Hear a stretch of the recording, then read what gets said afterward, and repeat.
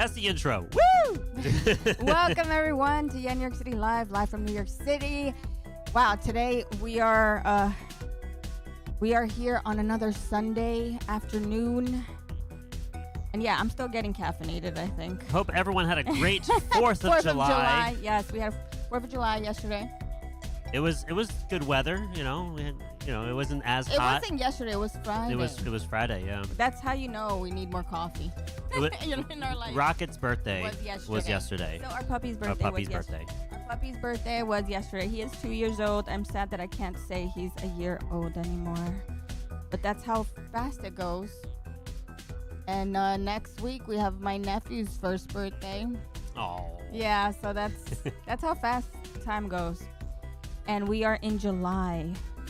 Woo. January, February, March, April, May, June. We're starting our third quarter of the year. That's how fast this year's going. Jeez. It's going really fast. And it hit me the other day. I was like, oh my God, next month is August. Christopher's birthday too. Yeah. Oh my God, so many things are happening. Before you know it, it's going to be 2026. Yeah.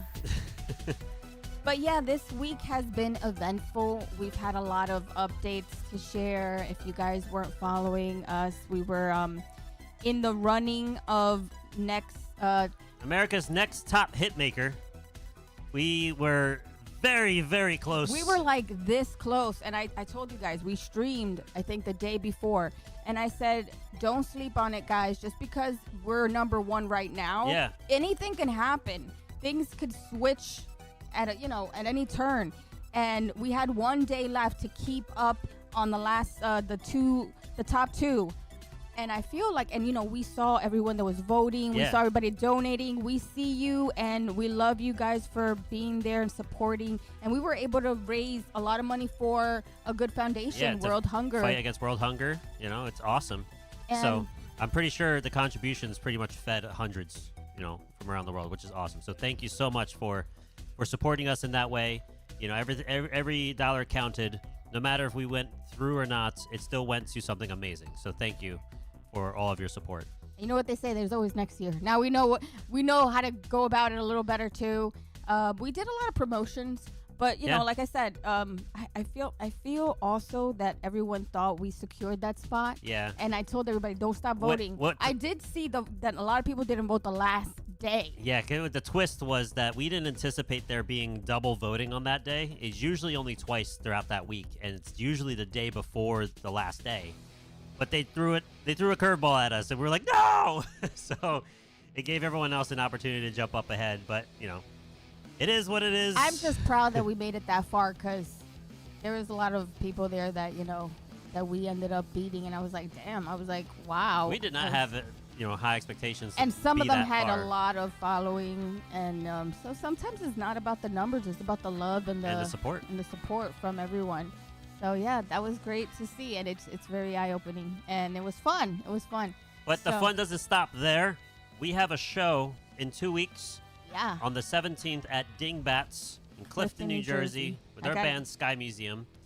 So we have a special guest bassist joining us that day, which is awesome. Playing some of our new music, and a cover. And we encourage anyone that's in the tri-state area. Just one cover. Just one. This time, it's good because we are now being able to complete our set with original music, which our goal is to have more originals. So, but it's awesome. And if you guys want to come and check out the show, let us know. We have tickets available. 2 weeks. In 2 weeks. July 17th. It's on a Thursday. In Clifton, New Jersey. So come down if you're anywhere near the tri-state area, New Jersey, or of course around New York City, any of the boroughs. So come down, check us out, and hang out with us. It'll be fun. Yeah, we're bringing the E-Kit with a bunch of lights, and we're going to try to make some interactive, entertainment for you on stage.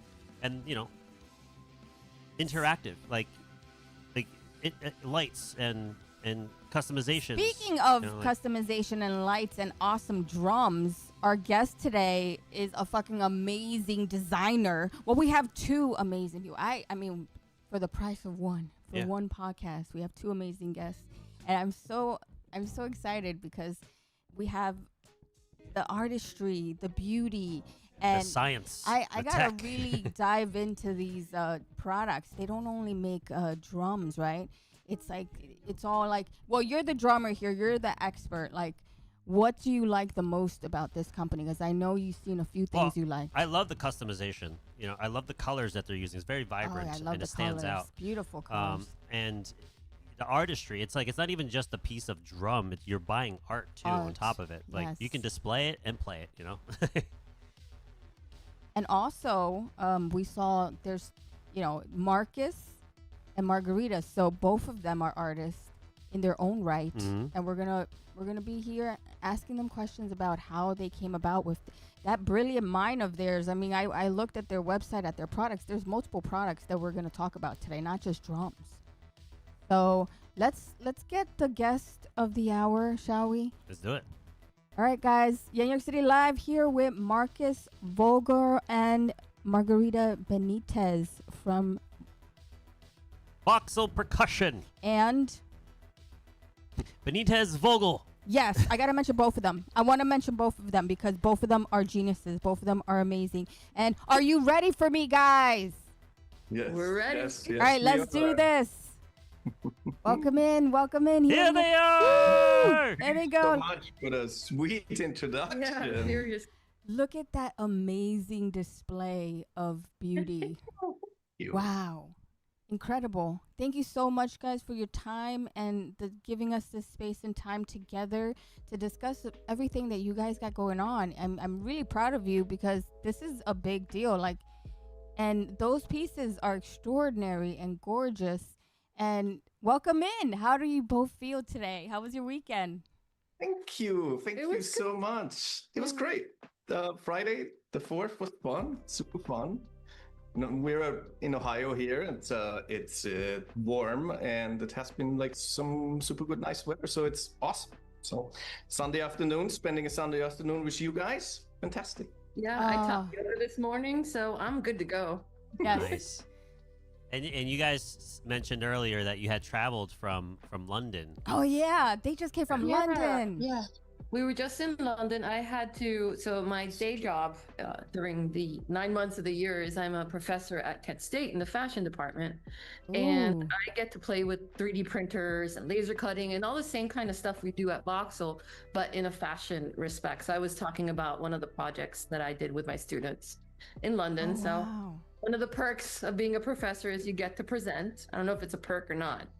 Or You get to go around the world. I mean, to London. But so I got to go to London, and of course I took Markus with me. So and usually when you're traveling for work, sometimes you don't really have a lot of time to explore. At least did you have time to be able to visit and see the sites? Yeah. So we kind of have made a habit of that we piggyback. So like we go for a conference, regardless if we speak together or individually, but so then we always leave a little bit of time. And so the News College, London College of Fashion is in East London. And East London, for those of you who still, remember or whatever, East London was not a very beautiful place. It was essentially a dump. And the Olympics changed all that. Yeah. And so East London is amazing. If you guys ever get a chance to go, please do. Yeah, and we were walking behind. There's a new Victoria and Albert's got their storehouse that they opened up. So basically, it's the museum's storage facility, but everything is shown so you can actually look at it. It's freaking amazing. They have all sorts of stuff from really, they even have, what was it, like a cupola, some sort of architectural thing. And then they rebuild fashion, and everything was free. So it's just free service, the city. Oh yeah, the a museums lot of the there. museums there are generally free. Yes. New York needs to get on that. We only get Wednesdays free. Right? In the middle of the week, everyone's working. Who goes Everyone's on working. It's like that's why we always went on school trips on Wednesday, and then when you go, there's a bunch of kids from school. Yeah. Nice. Oh, that's nice. When we went to the UK drum show, we got the chance to go and visit London as well. And we seen the Palace and Buckingham Palace, A lot and of the areas. Big Ben, which is actually that's not the real name, right? It's the. It was I forgot what the name. Our was. friend told us the Americans call it Big Ben, but it's the Was the London Tower? The Victorian Tower. So I don't remember. I should know this, but I don't. It's not as catchy as Big Ben. No, right. Big Ben is the what we all remember it as. So it's Big Ben to us. But it's beautiful there. It does have. Was the weather nice for you guys when you were there? Perfect. Yeah, it like rains a little bit, but then it got sunny. It was really nice. Great. And I saw on Instagram today, apparently it's raining today. Yeah. You brought the sunshine. That's why. It was awesome. When we went 5 days. It was overcast. Every day. Every day it was raining, but we got one good day, and it was London weather. It was the only day we had some sun was when we were in Liverpool. Yeah. And we loved it. How was Liverpool? I've never been We love there. Liverpool. It's I nice. liked it more than London, and a lot of people were like, "What?" Nice. Yeah. I loved it. It was such a cute town, very London nice. grows on you. Yeah, like, like the first few times I didn't like London, the weather and all that, but then I've never been to Liverpool, so now I want to go to Liverpool. Yeah, I haven't Definitely been to check it out. Their museums there are nice. There's a Nice. lot of sites to see, especially things that's related to the Beatles. Yeah. Right, of course. All the museums, and also like the people were so nice there. Yeah. They told us, they warned us. Oh, you guys are from New York City. I'm gonna warn you right now. People are not as they're not personable. The same. You say good morning. If they don't say good morning, don't take it personally. Nobody's like small chit chat here. No one really. I was like, okay. Right. I was like, oh, well, so then I'm just gonna be like walking around. But then when we went to Liverpool, it was the opposite. Everybody was so warm and sweet. Oh, and that's nice. so maybe that's a thing. I don't know. Yeah. Sounds lovely. But yeah, go to Liverpool. It's definitely a vibe. And we want to go to Manchester next time. Yeah, that'll be the next one. I've been to Manchester. Manchester's amazing. So right? I think that's what I heard. That it's really nice. it's really nice. It's Oh, like that's a working exciting. blue collar town, It's really good bars, good pubs, I guess. So what was your favorite part of your trip that you just came from? Ooh, favorite part. I would say We just like to wander. right. A lot. Sort of like So we were wandering after the V&A storehouse, and then we ended up in Hackney, Right. and there were all these little like longboats. There was a river with all these longboats on it. That was great. It And looked then so great. It was just like people, basically people living on longboards, using them, driving them. on the I mean, canal. that's those canals and then walking those canals. That's what's That's a highlight, I It was think. definitely that's a highlight for sure. Yeah. We're like the same. We like to just wander around and see. Sometimes when you plan things, it doesn't happen as planned. So it's better to just let it go and Wing it. see what happens. See what we bump into. Oh, this place looks like an interesting place to eat. Yes. Seriously, that happened to us. We went to Camden Market, and it was the most touristy thing with trinkets everywhere. And like we walked maybe a block and a half and ended up in the coolest spot. Yeah, with like much better. Wall street art, and it was so much better than going to the market. Yeah, Camden Market is like, oh, you got to go to Camden It's Market, but it's just not really as good as just wandering and falling into a place. We were guided by a local that we're friends with. Oh, and, nice. And she took us in this area where it was like a tunnel, and then they had all of this graffiti art on the side of the walls and stuff. And Oh, nice. so cool looking. Yeah. We took some pictures. It was nice. And she's like, oh, you so have to. It's always good to ask a local for advice where to go, because then you're not in a tourist trap, basically. Sure, if you know somebody. I mean, if you don't know somebody, I just feel it's like, don't go to tourist. No, don't do it that way. Stay away. So, I gotta say, all those pieces of art, how did the whole company evolve from? Wait. I gotta go back further. Let's go back further. All right, because I know Markus is also. Wait. So yeah, Markus is not originally from the States. Yeah. Were you born and raised in? So I was born in Austria. Austria. Raised in Salzburg, which for those of you, and I do this at every one of my things, like I've come out of the town of Sound of Music, and no, I have never seen it. What? How could you? There you go. See, this is the reaction we're going after, So, but yes, I literally grew up in the Sound of Music, and I will refuse to ever see it. Refuse. Yes, absolutely.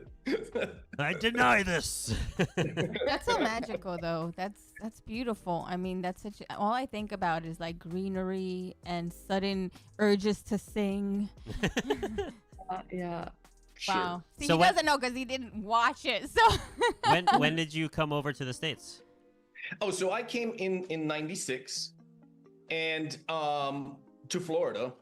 Really, one of my main motivations really was that the dreary weather. I couldn't handle the weather anymore, so I wanted to move somewhere where it was sunny. Moved to Florida. Went to undergrad there. Met in undergrad. And yeah, so I guess now we are talking to you guys about all of this, which is kind of fun. it's amazing. I love listening to how everything evolved and became what it is now. So yeah, and you're a drummer too. When did you start playing the drums? When did you realize you wanted to be a drummer also? So my brother was a drummer, but more like for Austrian marching bands and stuff. And so I got into seeing him play, but then I really wanted to play the kit. And growing up in Salzburg, I was able to play a bunch of bands, which some amazing talent. And then when I moved back, and did that probably for like whatever six-ish years or so, toured a little, had some awesome experiences. But when I then moved to the States, I became a little bit more focused on visual arts and sort of going down that trajectory, especially sort of technology, which I hadn't had done up until then. But I always thought, especially once we got introduced to 3D printing a while ago. So we did our first print in like 1998. And I always thought it has to be possible to 3D print musical instruments. And I don't know how familiar you guys are with 3D printing. However, I have a small little one. See? Yeah. So, Yeah. yes. So, but printing... But you guys are like the OGs. In the 90s, you started doing it when it was like coming when up. it first came out. Yeah. Experts. Yeah, I mean, so like to sort of, I mean... Well, it was really expensive. And there was like this animation conference that happens every year. Because at that point, I was doing more animation stuff. And they had 3D printers where you could go take your model in and they would 3D print it for you for free. Right. And that's the only reason we could get something 3D printed, because otherwise it was hundreds of dollars. It was stupid. Really prohibitive. And the only reason really, so like the story of 3D printing is that it was invented in 1984. The patents expired in 2014. And as the patents expired, we were able, this is why, Luna now has a little one sitting in his house, because that now all of a sudden it became then available and cheaper and affordable. However, if you go sort of print semi-big like we do, that is still kind of a big deal. Well, not a big deal, but it's not. It is a big deal. It is a big deal. It's not Star Trek replicator kind of stuff. It's just really. We've seen some giant 3D cement printers that they print homes out of now. That's insane to come that far. Yeah, no, I mean, that certainly still has I think the potential of any of this additive manufacturing, regardless if it's smaller or bigger, I think is still tremendous. And but Star Trek sort of did do a number on us, because people just think that you hit a button and it appears, and it's not like that. Unfortunately, I wish it would. Hours to take a little keychain, like we make we made our logo on a with a small 3D printer, and it took over hour and a half just to print it. And it wasn't even that thick. It was it was long, but yeah, it takes a while. Yeah, time is an issue. I mean, the snares behind me that you see, that black one on the left takes 120, and the one in the center takes 100 hours. Wow. Yeah. And you have multiple filaments that goes through it, right? Like you don't have to stop it, change color. It just adds the color as you go. Well, right now, these are all built with one color filament, and then the post-processing is where we really give it the pop-up. So this one is like a bluish color, and then it's got like gold mica on it. And that came also from sort of necessity and research, because since there's so much pressure in the snares, we needed to figure out how to strengthen it afterwards. And so our post process basically allows us to put colors in and strengthen the filament up. And that's kind of what's nice. Because otherwise we don't print it, you don't print it solid. It's not just a solid piece of 3D printing. Yes. It's got what's called infill. So you put like a little design inside, like a crosshatch almost, to build up the layers so that doesn't take 200 or 1,000 hours. And also they would take much more material. So finding the post-processing really helped. Yeah, the post-processing and the infill, that was actually quite a bit of research. There's a lot of trial and errors that you have to go through. Yeah. I mean, on the other side, we have a wall of failures. Yeah, the graveyard. That's one of the things we were thinking about before. We were like, imagine how many, fuck ups, I guess, right? Prototypes and little things and tweaks that you're like, oh, okay, now we know the next one. But it's like takes so many hours. So the love and passion you have to make these has to be grand. Yeah, it's like you spend so much. They're your babies on the filaments and then the layouts and try to find the right design so that it stays stable, and then to have to put pressure on it when you put the skin and stuff, and then it cracks. You're like, what happened? So Nick, our engineer that works with us, when we we were just tightening it down, and it was sad times sometimes. Very sad times. But look at what it's become. Yeah, you have to be a bit of a masochist to work with technology. The passion, the pain. The pain. Right? It's real. Can we print this at home? And all I can think to myself is, yeah. And I don't mean to be facetious. It's just like, please, by all means. Good luck. Yeah, people do not know what it takes. It's like, can you print it? Sure. I mean, yes, absolutely. It just, to make this work and strong and all that, it just takes a hot second. I mean, that 3D prints, they seem to be flawless and they come off flawless, but what people don't see is how often it actually fails in the background. A clogged hot end or a bad machine, or the print shakes loose. And you know what? It takes 100 hours, but it fails at hour 99. You just lost 99 hours. Yeah. Right. There's I can't just restart it or anything. We also did full kits recently. The kick drum alone takes 5 days and 5 rolls of filament. Ooh. Well, you got to think of it like this. It takes 9 months to develop a baby. Yeah. Right? Yeah. 9,000 hours. I mean, these are your babies, basically. Yes. This is your passion. This is what you do and breathe and live. So, I mean, when you think about it in the grand scheme, that's a big project. Yeah. That's a big project. You get it. The patience. Yes, you get it. Yes, you get it indeed. And then the interesting, non-interesting part, but the drummers are the best. Absolutely. They're innovators. They're wonderful. But they can also be quite conservative. And so this idea of using basically plastic as a material, and if it's not acrylite, it does give them pause. Yeah, I guess it's because they're so accustomed to one thing.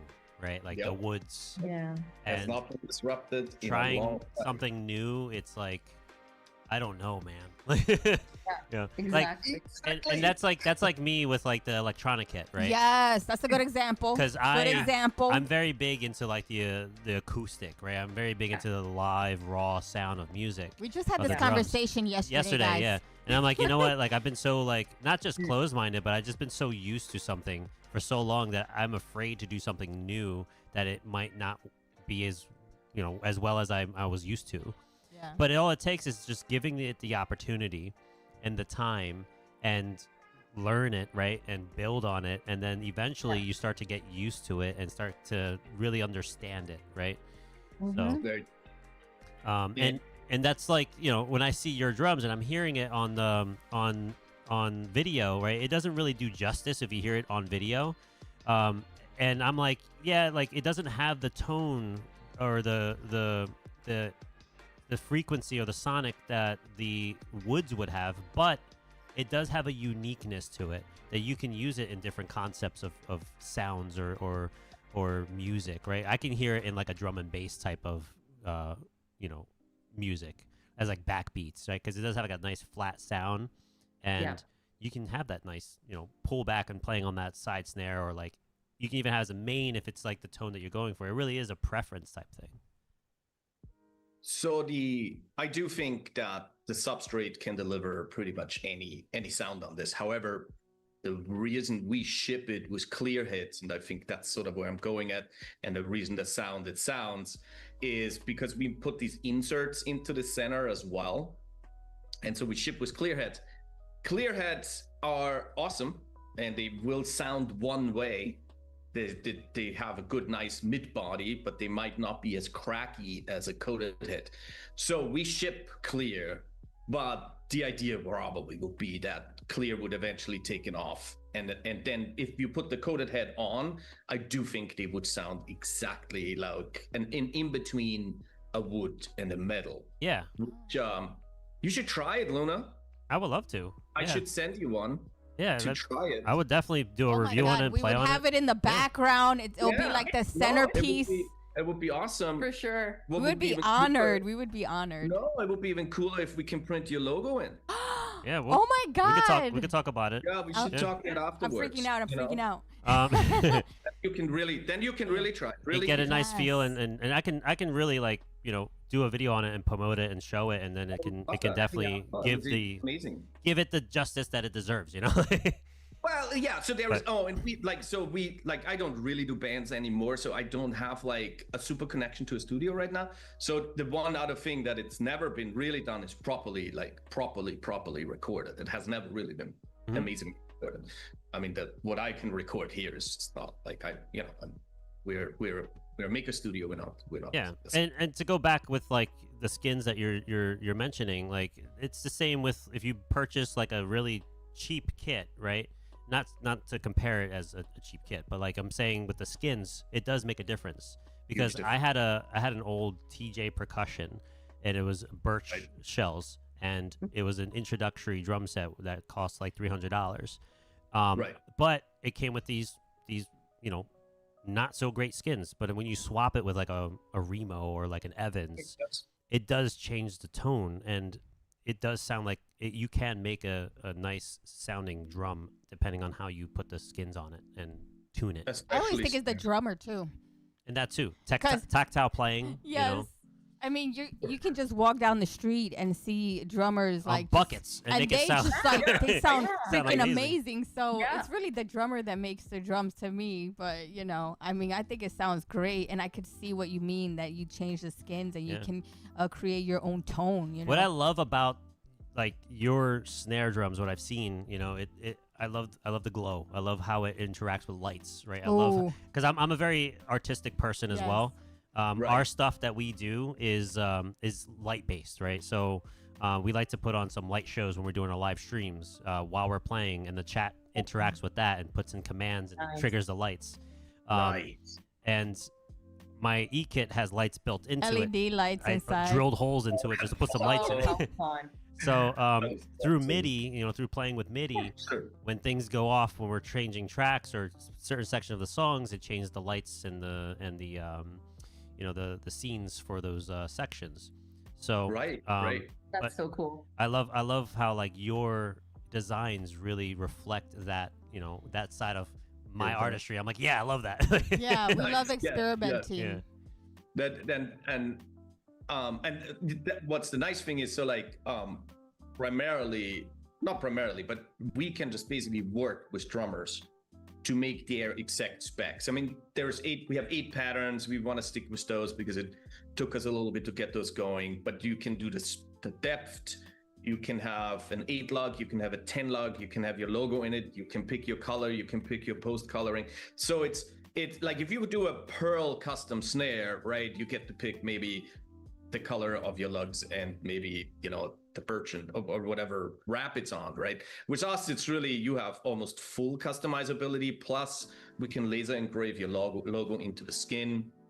So that's sort of what we have to offer in comparison to the old style.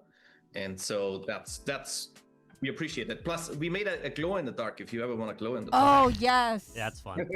Our merch. Shirts. Yeah, our merch is all glow in the dark and reflective. Yeah. Okay. And not a lot of bands do stuff like that. So we're like, you know what? We're capitalizing on the lights and the glows. So because our whole thing is like space, sci-fi, and like of science fiction and like glow in the dark. So that's all. We love that energy and the vibe of it. Yeah, no, I love that too. So and yeah. I know Margarita is very big into the AI and you also work in interactive in the interactive fields, right? Yeah. A lot of stuff that we've done. We've done some interactive displays and interactive pieces. Like there's a pool table that we sonified. Oh yeah. So there was one of those cameras on top, and the position of the balls would dictate like what kind of composition would play. So you kind of knew if you were winning or losing based on the soundtrack that was playing at the time. Right. That's fucking cool. Yeah, there was that. And we made an app that could read colors, and then based on the color, it would interpret the sound. We saw that video. Oh, I love that with the suits and the dancers. Put it on dancers. Yeah, I was like, and what? Yeah, they got a mini projector. We slapped that on their arm, so it was wearable. Right, that was So they could control, like with their arm, they could control if they were projecting light or not, and where they project it. We made the costumes. Some of the fashion students help with the costumes, and those projects are big. And the only reason we haven't done projects like that lately is, well, for one, this baby. Well, Yeah. But secondly, we've worked usually on grants. So like if you get a grant, then we can do a big project like that where we get a software person to help with the programming and all that good stuff. And art for grants, grant art right now. There's even NEA grants are kind of gone now. Yeah. Wow. The arts currently are just not super supported, I guess. Yeah, you go to London, you see all the art stuff, and then you come here. I mean, you guys are New York, so at least you have some nice that is true. museums and galleries. Not to put the museums of Akron or Cleveland down. They're great. Cool stuff in Cleveland for sure, yeah. Have you visited New York? Not since 2017. Yeah, it's been a minute. Been a minute. Yeah. Well, it's time to come back. Yeah, you guys have friends here, so if you ever come down, you already know you got us. And we'll tell you not to go to all the touristy places. We'll take you to the spots. Yeah, the good spots. Yeah. That would be nice. That would be really cool. We would love that. So we jumped ahead a little bit on your on the development of Voxel Drums, but we want to go back into the origins of like the both of you creating what you've just coming together, brainstorming your ideas, putting both brains into one. Your brilliant brains. And that's through Benitez and Vogl. Am I saying it right? Vogl. Vogl. Yeah, that's good. I always don't want to butcher last names. Yeah. No, Benitez Vogl exists since when? Well, we started in 2000. We were under a different name, a terrible name. No, but that was sort of a design business. That was design business. So we've been working together since 2000, but we then started doing some... Oh, remember the driver's license piece? So you would swipe your driver's license and it would read the data on the driver's license, interpret it into sound. You had to go up to these glass speakers, you could listen to it, and then it could also print out the And then as you're hearing this beautiful thing, the dot matrix printer in the back was printing your information. Oh, wow. What? And people would freak out. People would freak out. We wanted to Do you blame them? It's their license. It prints out in the gallery right there. There's nothing on it. It's coded. It just like maybe said their name or something. Yeah, then named the address. I forget what was even on. But we had a trail of paper. We wanted the like waterfall of paper coming off this dot matrix printer, and instead people would rip off their papers because they were scared. Oh, my information, it could be stolen. It's like you're literally scanning your driver's license to buy beer, and that doesn't stress you. But, yeah. So that was kind of the very first foray into sort of interactive and creating forms. But then what do we do 3D printing wise? I'm gonna show this on screen, and I saw this and I thought this was really cool. The iHeart. Oh, I love that too. Yes. This is so awesome. This kind of reminds me of Legend of Zelda. Yeah, he's a big that's exactly what it is. Nerdy techie. Yeah. comes The from. Zelda obsessions. Yeah, so we have these. I had the original Nintendo with the little robot and Legend of Zelda. I'm such a geek at heart. So there was this giant bridge where they do a festival every year in Cleveland, and they asked us to do something, and I'm like, oh my god, it has these arches. Wouldn't it be cool to see giant Zelda hearts yes. on it? You know, showing the life on the bridge for the festival, and so people would tweet. And back then the API was open, so we could count the tweets.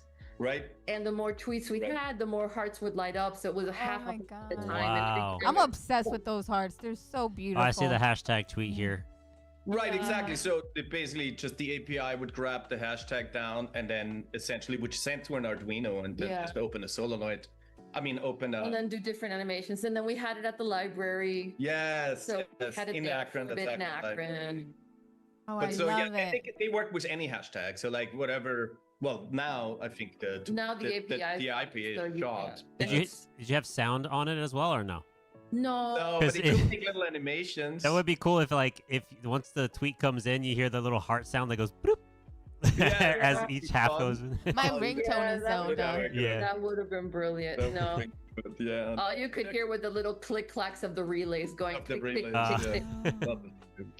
Yeah, that's such a cool design. That was a great project. I'm glad you liked that. Yeah, we really like that one. So after that, we did more data visualization with the Super Bowl. So we're getting into that was the 3D printing. The 3D printing. That was incredible too. You got to show that one. Basically I see that here. For the 50th Super Bowl, we just take one game of the Super Bowl. We read all the data on it. And so that's why it's basically a sculpture frozen in time. So we don't change sides. It's like the team is one side, the other team is on the next.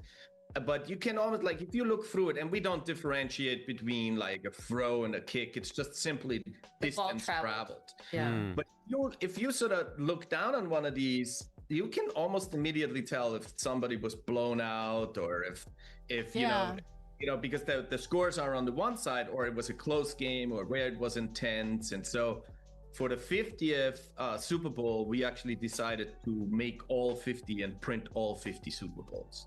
And that was super fun. And I guess that's really what got us back into 3D printing. Yeah, that got us into, and that's a Gigabot. That was our first large printer. Yeah, that failed. It doesn't exist anymore, poor thing. No, poor thing gave itself up. No. But you put it to work, yeah. yes. It lived, honey. Almost burned the studio. Oh no. So it set itself. It declared itself. And then after that, we did some pieces where it's for the imprint. in situ.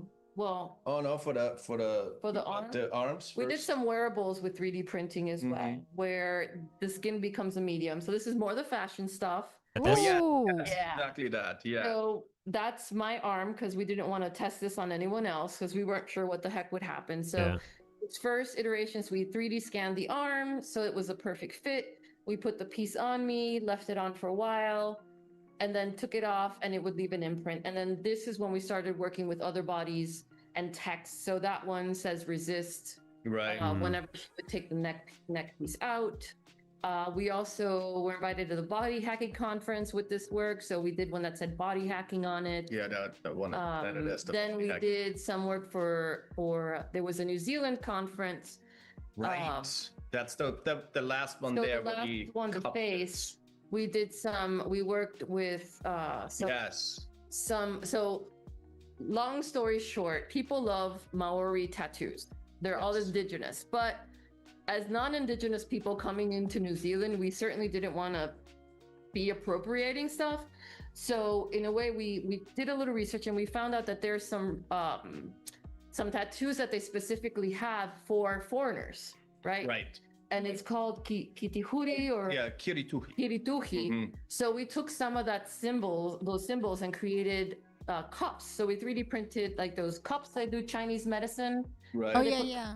So it created bruising. So we created those cups with the symbols, and that one happened to be on a face. Right. And so the cup is 3D printed, and then there's a little vacuum pump, and then it gets put in the face. So it's temporary. It's totally temporary. So although we bruised that one model, but so it's too much suction. Do it for their art. So yeah, it's so- Yeah, sign this release form. Yes, exactly. Be like, I don't know you. Yeah. they were former No, students. They were former students. Yeah, they It's were- all about, the ephemerality of how things, permeate your skin. Like when you visit somewhere, Yeah. kind of instills a seed in your heart. Like we'll always, remember New Zealand. When we've Yes. been to Hawaii, it's just these places are just incredibly special when you travel, Oh, and to yeah. have that, ephemerality Right. kind of showcase its physical form for a little bit. Right, Yeah. right. That's the translation. And beauty modification, I mean, lots of people want to do beauty modification, but they don't like the permanence. Like henna especially in this tattoos, right? century. Like henna Right. tattoos kind of That's a not good, permanent. that's a great Yeah. example. That's a great example. That's cool. Came across this one. The lights intrigued me. I was like, oh yeah. Look at Anything that. with lights.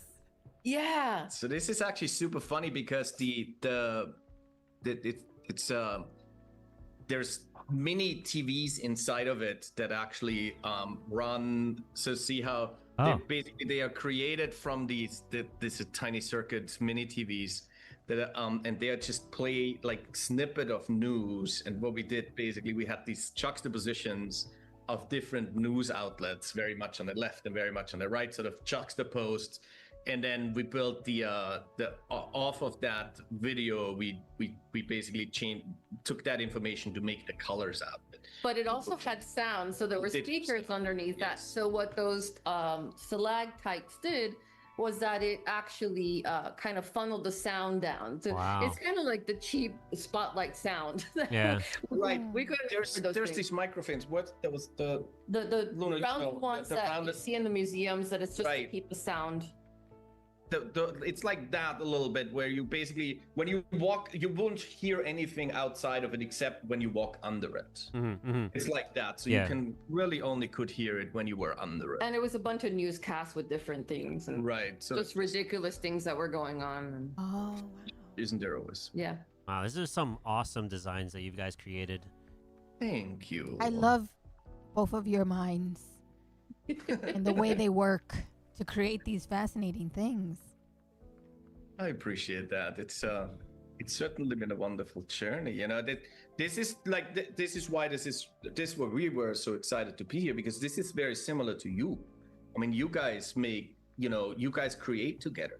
It's rare nowadays bands is one thing, but then there's still somebody that's sort of the creative head. But having actual sort of shared practice, shared life, that type of a thing I think that really is powerful, because it gives that sort of two visions that you can sort of then join and sort of feedback and all that. And so I was super excited to be on your podcast for that reason, because you guys kind of do what we do, and I would cherish that notion. Sure. Yeah. Oh, we appreciate you saying that. That means a lot to us. Yeah, and also just becoming acquainted to people doing things like this is so interesting for me, because I'm really into everything you're doing, like the art, the time, the effort, the passion, and also being a couple together doing it is really like, I'm always like in search for people like you both, creating and being successful, and being like, having a vision is so important, but finding someone that has that vision and shares it with you and actually does it and reach those goals. That's to me like everything, because it's so important to find, and not everyone finds a partner that has the same vision and goals as like yourselves. Yeah. Very true. Yeah. I'm eternally grateful and lucky to have found Yen. Oh, I feel the same. And as a Same here. That's awesome. and No, I think drummers have that kind of thing too, where it's like I don't know, out of everyone in the band, I always felt like drummers, they're just like the foundation of the music, the band, and having a solid drummer is everything to me. So that's why we cater a lot to drummers, I guess. Right. No, that's good. Like we like that. Drummers are awesome. Yeah. And they're a rare breed, and they're generally quite awesome people. And it's the hardest instrument to carry around and to venues. A lot of stuff. I'm always helping him. Yeah, it's ridiculous. Like our show coming up on the 17th, I'm debating, like, do I want to go acoustic or do I want to go electric? And I'm like, Right. electric, it's easy to dial in the tones a bit, and I could plug everything in and unplug everything out. The only downside is that there's way too many wires. Yeah. Oh, that is true, because everyone has to be going back to the brain, and So for sure. And then with the acoustic, I'd only have to bring the cymbals. So I'm like, do I want to do that, or do like it just, there's that like balance you got to try to figure out between the two. But yeah, it's definitely a work, right? Like, so you put in a lot of work just to get things to work for you and run. But it's kind of like it's just so nice, and then you basically are driving either the music, the song, whatever, the entire atmosphere. You really wish that one multi-setup, you know. Mm-hmm. And then if you have a good rapport with your bassist, I mean, that's just worth everything, because you're essentially just that two-piece alone, I think, is driving a rhythm section is what it's about. Yeah. So branching off of that, when did you think about, like, okay, let's do the 3D print of the drums and the development of Voxel? Yeah, 2019. 2019 is when we started really talking about it in earnest. And we made our first little tom, which is somewhere. Because I was modeling stuff at the time. And I think it's over there somewhere. This little looking tom, and we're like, oh my God, we actually can make a drum. And then the 2+ years of. Well, then there was the pandemic, which I was just gonna say that right before pre-pandemic. Yes. And that was just tough also, like, sort of with the teaching. We had to sort of figure out how to teach and all that. And then finally, when we went back to the studio, a former student of mine actually came out of engineering, and he wanted to work in a studio. He didn't want to go straight into like corporate. And so we started to work together first on some other stuff like CNC and whatnot. And then we were talking about, hey, can we do this? And then between Margarita, Nick, and myself, we made our first prints. And they were kind of, I mean, almost successful in a sense that they could be played and could sound, but they were flat. And then once we started introducing patterns to it is when it went all bad. So, and then that was probably 21, 22.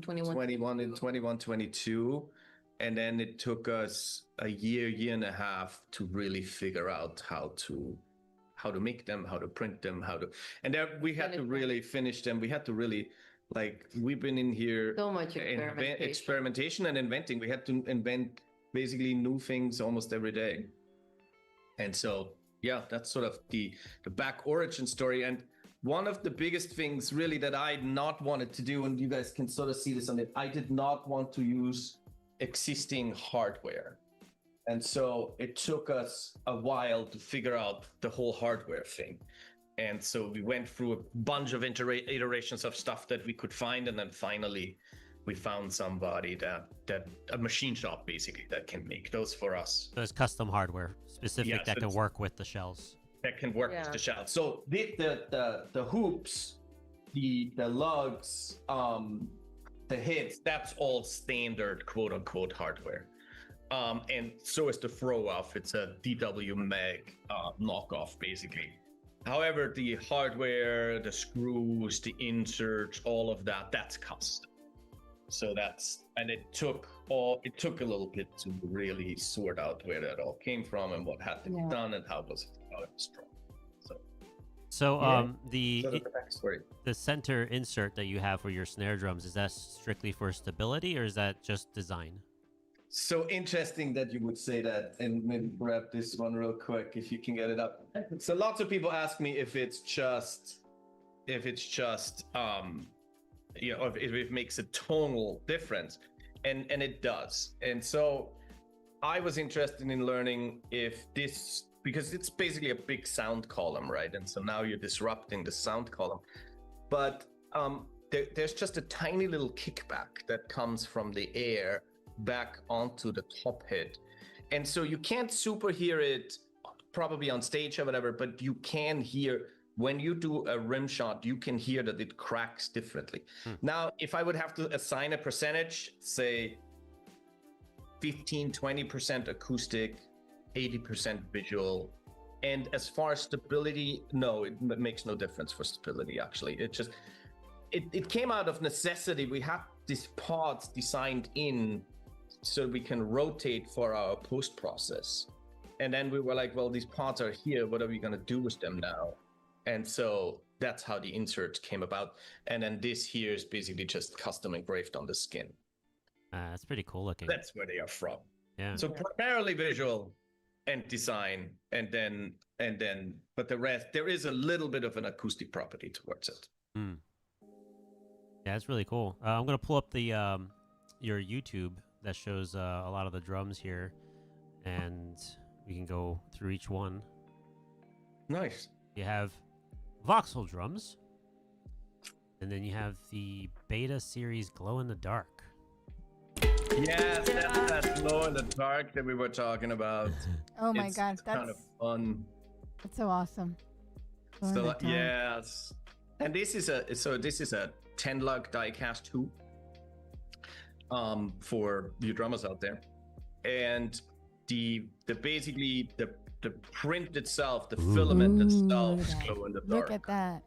And it's kind of hard to get that good on a video. But essentially you either light it up with UV or you can charge it up for a while and then it lights. But the actual filament is what's glowing. That's really cool. I love that. And then Cute. Motion Series. This is the Motion Series in pink. This actually this belongs to West Panama Junior now. This is also a 10 lug die cast hoop, and this is called the Motion Series, and it can come basically most of the time. We do it in these reds, like the pink looks really good, the red looks really good, but we also have a black that's so all of these snares are 5.5 inch. We also have a black 6.5 inch, and it looks really good in this motion. And the reason it's called motion is just because it gives it this appearance of a little bit of motion. Oh, nice. Zenith Purple. Zenith Purple it's a little bit more spiky on the outside. And then this is an 8 lug, and the inserts, I think we have like 4 or 5 different designs for inserts, so one can choose whatever inserts they would want. So like, we can do custom inserts. Custom with your band logo or whatever color you want. So any of kind of those here and that. And interestingly enough, we just sold this. Oh, that's gorgeous. Nice. And this is it's Nucleus. I love the names. All the names are so cool. Yeah. Who comes up with the name? Is that you, Margarita? No, all 3 of us here racking our brains. Racking brains and long days of like disagreements, you know. But yeah, all of them. But we sold that one custom to one of the Spasmatic drummers.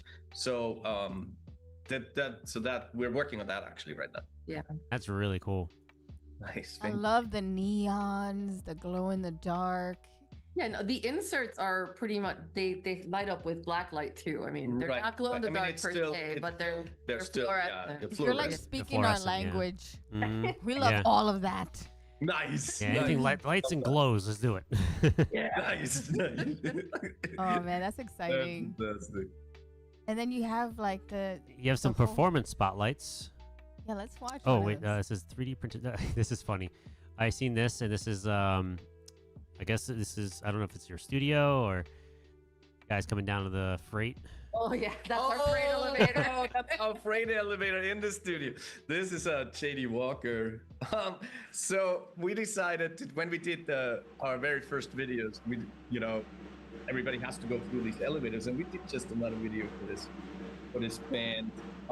And cassette here, and everybody is fascinated by this elevator, so they had to use it. So the director idea was like, why don't you stick him in the elevator, let him come up, and then he's wailing at it. Oh yeah, genius.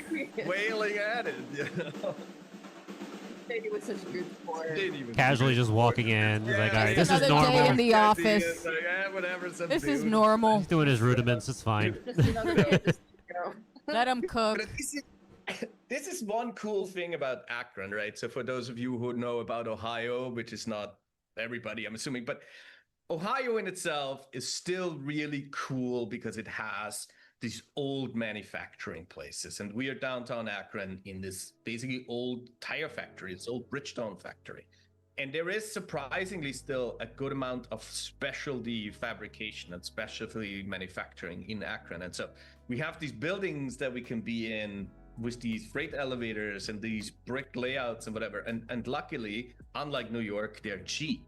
So like we don't have to, our rent is just not too crazy. So this is my one pitch for Ohio. Oh, yeah, I mean, you don't gotta tell me twice. I mean, I was born and raised here, and everyone I know ends up, if they tried to come here, they'll be here for 2 or 3 years, and I'm like, I don't know how you guys do it. It's almost like if you weren't born into this insanity, then you don't get it, because it's a very, it's like it keeps going, and once they try to come back, it's like I can't catch up. And I feel like everything in the industry is like that, like with AI, with all the things that you're doing. It's like if you don't get on it, it's like you can be far behind. If you come back 2 years later, everything has changed, right? 2 weeks later, there's new stuff. Right? It's crazy. It's tough now, you know, and my students talk about this all the time too. They're freaking out about it, and I'm like, well, AI isn't going to replace your job. The guy that's going to use AI better did. Boom. You know? So you better, like, you go better on it. Like the AI doesn't have a soul. You are still the soul. You're still the creative thinker. But you must understand. Well, let me segue into this. I mean, Luna, did you guys start using AI in any shape or form? Yeah, we use it. We use it for like just baseline information. A lot of it's more for like documentation and legal structures. Right.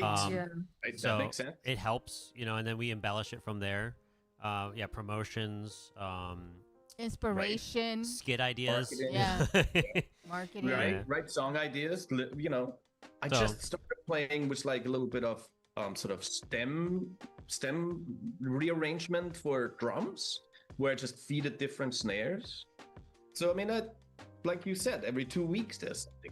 Yeah, we used in comparison for like mastering for our songs, because the AI does have mastering capabilities now. Interesting. Because we use FL Studio for our recordings. Yeah. And in FL they included mastering through AI, and they give you 3 different options you could choose from, whether you want it to be mastered for rock, pop, synth, or whatever other genres. Then you can compare like the frequencies and like how they sound for each genre, and you can choose which one you like the best.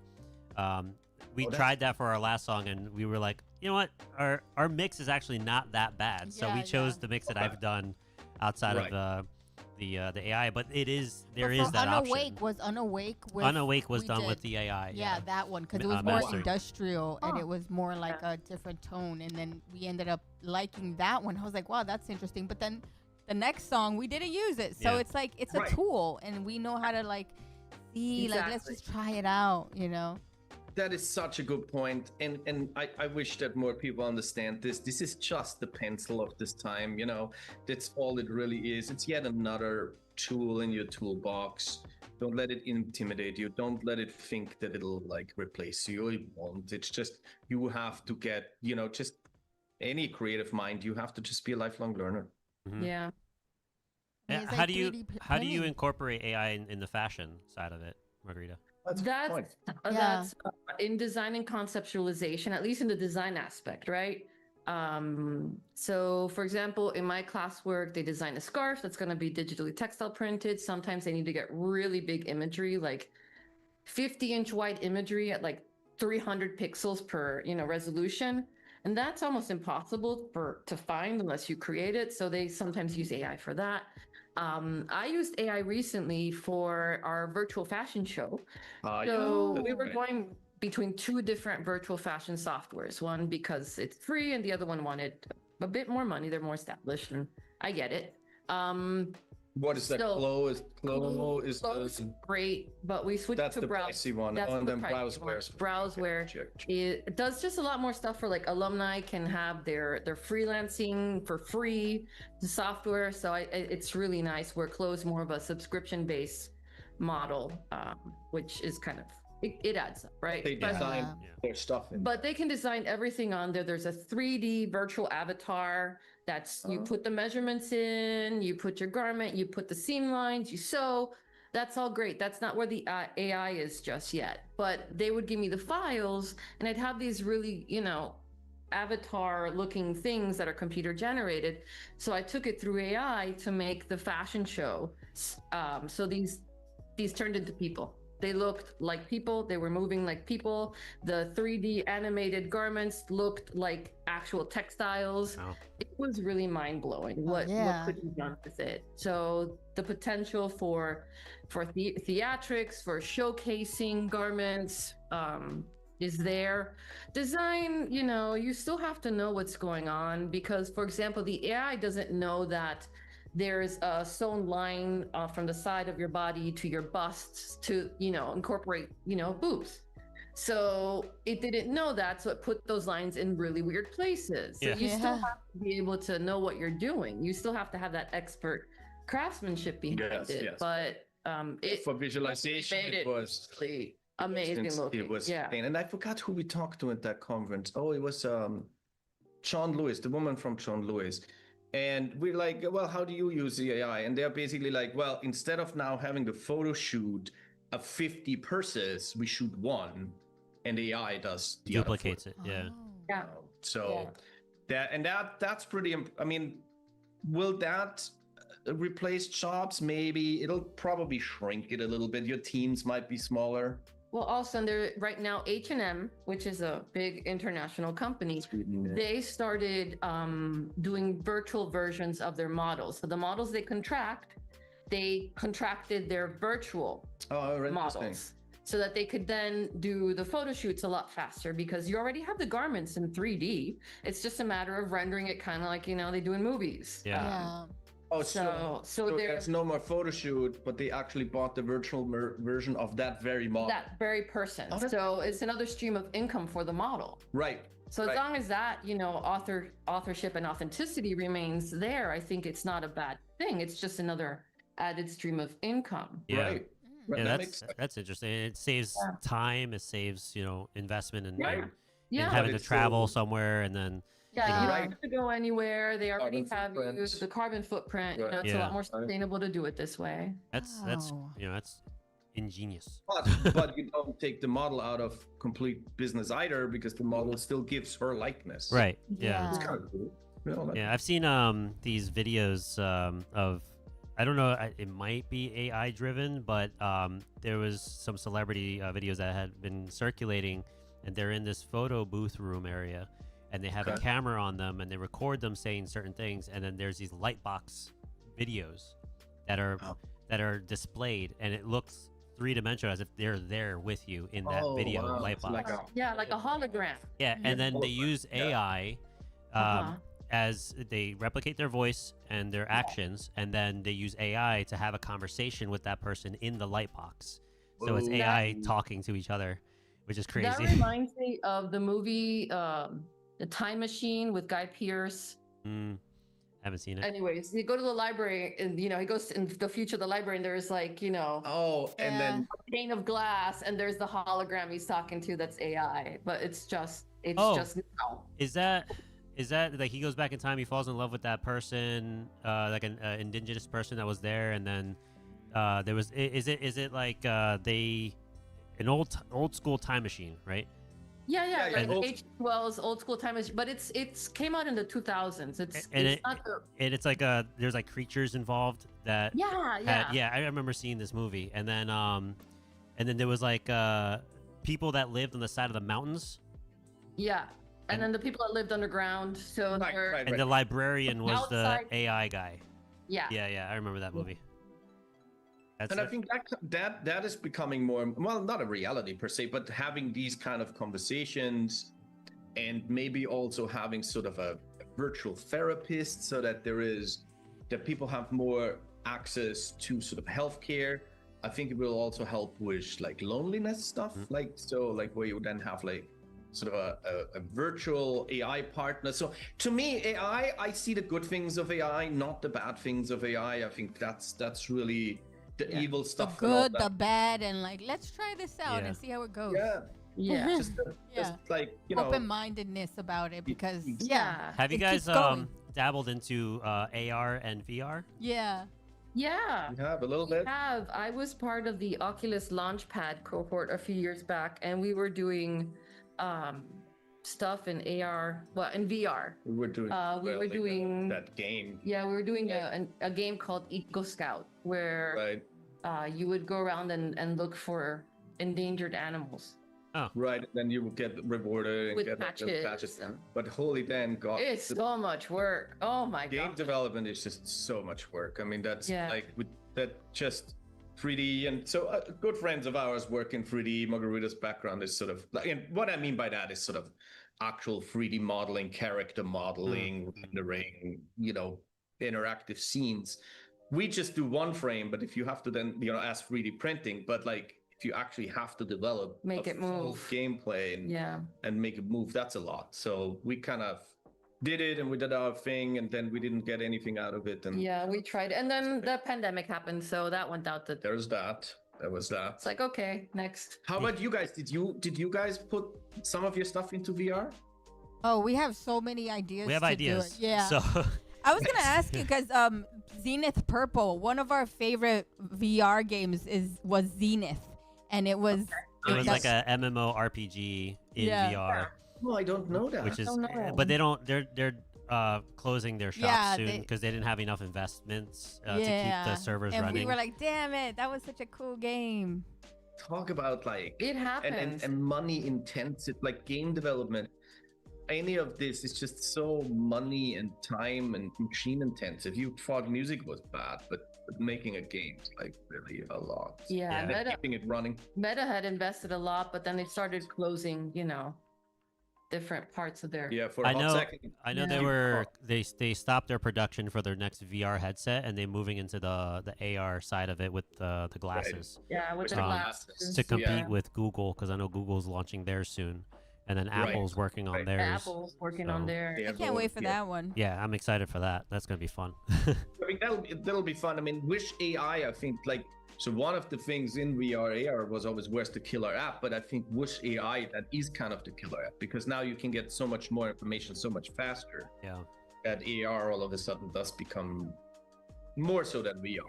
Yeah, even just in daily operations. Like I remember when Google Glasses came out, you know, with all the glass holes and all that stuff. Yeah. But you could program it so it would know who you were talking to, and it could tell you last time you talked, you know, if something had happened, you know, ask them about their child or all that good stuff. It has the recall information. Yeah, the recall information is just the potential there is crazy. Which is nuts too. It's, you know, with Meta, the way they have a lot of your personal information when you create a Facebook account. Seriously. They ask for your job, they ask for your birth date, they ask for who your siblings are. Like, you don't have to put that information there, but there's people that do.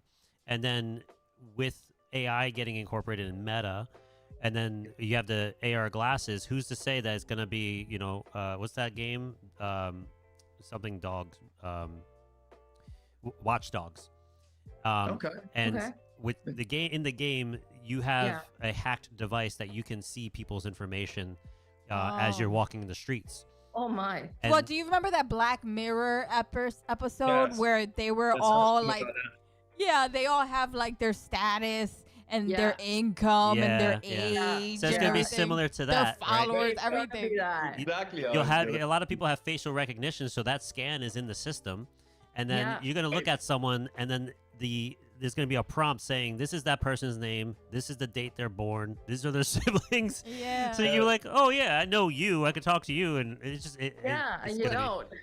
No, but then further, so you probably hooked up in LinkedIn already, and then you'd be like, you know these people through LinkedIn, and I mean, the data is out there, so now it's just like basically... merging it together, so it's going to be an interesting time. They're going to have a lot of security that they have to build off of.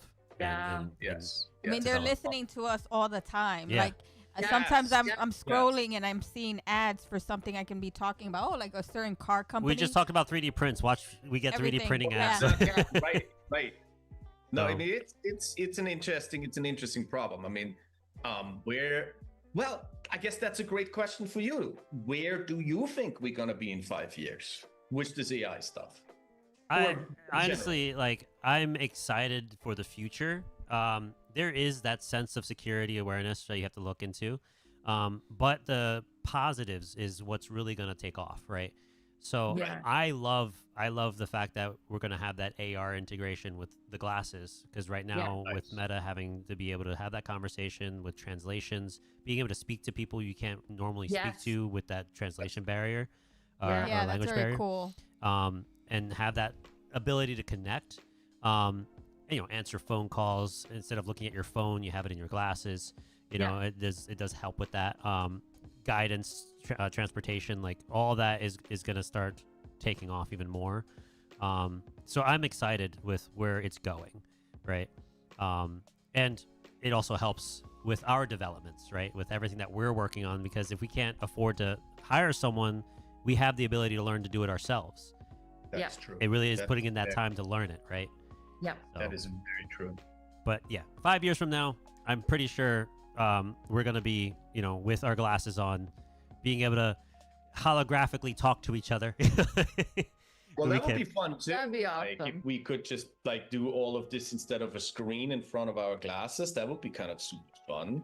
Yeah, I mean, we have a lot of ideas and concepts we're thinking of incorporating with VR and AR with developments of podcasts and our music. So, we're just trying to keep on top of everything. We're gonna keep in contact with you and keep seeing where we're gonna be in 5 years. I mean, look at Disney, right? Disney's design and engineering is just way beyond what anyone could really think about. Like, they have floors that moves. Move you, without moving. Yeah. So Disney Imagineering is Imagineering is sick. Or amazing. Another example, the whole projection mapping. Yeah. I mean, touch designer, all that. I mean, it's especially for your shows and all that. I mean, that in itself has come such a long way from back in maybe DPT or something. Yeah. I think it's. I think you're absolutely right. I think the excitement outweighs sort of the risks. However, I do think it will also be used to control sort of the flow of information. And I think that's the one thing about it, a little bit, without going into politics, that I'm a little bit too... there is that other side of it, right? That we have to be aware of. Right. Because it's never going to be, the light of things. There is going to be that balance of, things we got to worry about too. So, but keeping an eye out on that is crucial. No, I agree. I mean, and I think also, and there's going to be job titles out there that we don't, in 5 years, I don't think the job titles we have right now will still be around. So who knows what. Oh, true. A lot of them are getting just chopped out because of, Once companies start to adapt into it, I'm in the compliance field. So a lot of it is all data driven. And regulatory information and whatnot. So a lot of that can also be generated through AI. You can pull that out and feed in information so that you can reduce the amount of work you're trying to do. But companies are still weary on jumping into that because it does contain a lot of personal stuff. Right. So. Right. I mean, same in the medical field, radiologists now, MRIs, X-rays, that type of deal can be read faster and more accurately with AI. Yeah, surgeries are performed now through robot hands because it's the precision of the cuts are perfect. Yeah, which is kind of scary too. And in the compliance field, there's labs that are doing testing using AI, so it's less manpower that has to deal with it, but there's a lot of accuracy in their test results. Nice. So. That is interesting. Yeah, some of the labs are developing into that. It's an expensive, growth into having that in their arsenal, but the ones that do have it, it's really interesting. I've seen videos of it and it's nuts. So we can't be scared. Yeah. We can't be scared of the future because it's still happening. And if we don't jump on it and learn, then we're going to be owned. Yeah. We got to own it. We got to, manipulate it, not have it manipulate us and control us and be feared by what's happening. So I have a question on your 3D design. What applications do you use to create your models? So we are primarily a Rhino house, but all of it really is Grasshopper. So, and for those of you who if that doesn't mean anything to you, you probably have heard of several 3D design applications. My Blender is the big one, right? Yeah. So Blender is more geared towards like making games and character development, and sure enough, it can be used for all kinds of single frame stuff. But the reason we use Rhino 3D is because it has this parametric control in the backend called Grasshopper. And so all of our stuff actually is not necessarily modeled by hand. It's actually all computationally achieved, and we can change the math. Basically lets us change the designs. And so if you would open Rhino, there would be nothing. You'd have to fire up Grasshopper to actually see our models. And so yeah, we are Rhino Grasshopper house. That's and we always have been. Have you used AI coding to help assist with the development? Not yet. No. So there's a really nice AI plugin for Grasshopper that we want to try. So, but no, we have not gotten into AI for modeling just yet. Modeling is still what we did start using is we do some other stuff too, where we like make parts for people that they're hard to find, like for cars or whatever. And so we scan them, and the scanning does get AI assisted. It is, however, not like, a single print. The only really thing we can get from it is sort of like accuracy in size. And then we still have to model it on top of it. Yeah. So AI has not, for the 3D stuff, it hasn't really, interestingly enough, hasn't done enough for us yet. It'll get there. I'm sure it will. 3D is still, even if you look like everybody does like chat and, Midjourney, you can make pictures. But for 3D and 3D models, I think AI is simply lacking a little bit because it's just not as much data out there. There isn't as much 3D models available than there is pictures. Well, I haven't it in like 2 months, so who knows? 3D, we tried so there is AIs for 3D models, and what was the one? I forget what it was called. I did not enjoy the outcome, so there was nothing valuable there. Well, I do see you have a Music City drum show coming up July 18th. Am I right? Yes. No, 19th to the 20th. Yes. Wow. Nashville, first time. We're excited. Yes. Drum shows have been super fun. So lots of people come and get then for the first time to hear the snares in action, to hear the kit in action. And so, yes, we will be at the Tennessee Drum Show. And hopefully it'll be a fun show. People say it's the very first time. We had just done Chicago. Yeah. And Chicago was great. And now we're doing Tennessee. If we ever can afford to go to NAMM, we'll probably go to NAMM. But that's our next visit. Yeah, we want to go to NAMM. Yes. Nice. The booths at NAMM are just so much more expensive than regular shows. But it would be fun. Mm-hmm. I guess because of its size, right? Like it's just. Well, it's international, and it's not just drum.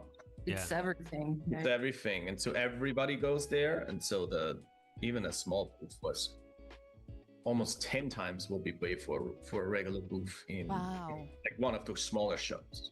Yeah, but the exposure, Marcus. Exposure. It's funny. We talk about this every investment, right? It's really a big investment. Yeah. Yeah. Well, that's a good point. I mean, doing this and sort of doing something new, and I think that's true for every band. That's true for every sort of fashion designer.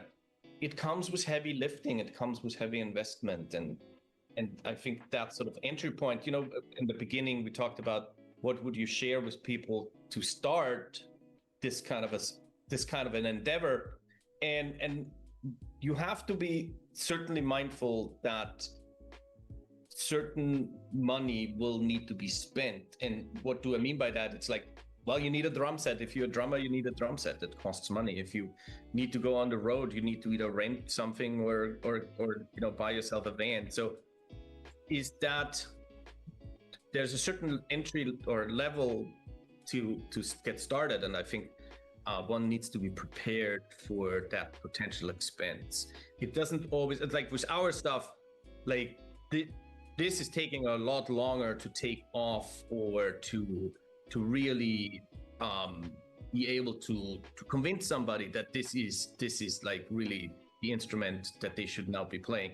So it's a lot more conversation, a lot more selling, a lot more sort of explaining to people the advantages. And I think that is something that one has to keep in mind if you want to do a startup, like something like that. Yeah, and that's why we do the shows, because here we're just in our little network, in our little studio, or our local drummers, which, to be honest, the community here is great. Amazing. But being able to go to different places and speak to new people and hear about them, their experiences, and just it really is what gives us life, being with the communities.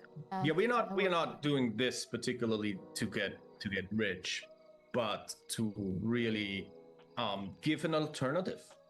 To give something new, something that hasn't been there, if not ever, at least not for a while. I mean, there was some of these, if you remember those North kits, one that looked like, they looked like little funnels, little like Althorn funnels, right? And then there was the Drixen for a hot second that had that tear bubble kick, right? So it has been we have tried it, the staccato, that it's been tried and not really necessarily been adopted. And the one advantage that we have with this technology is that we can really make it very much custom to your liking. And so that's the one advantage of that technology.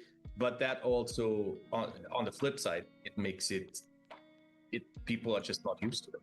Yeah, and this is just the most standard looking stuff. I mean, we could go real crazy with this stuff. Yeah, you can with 3D design. The sky's the limit.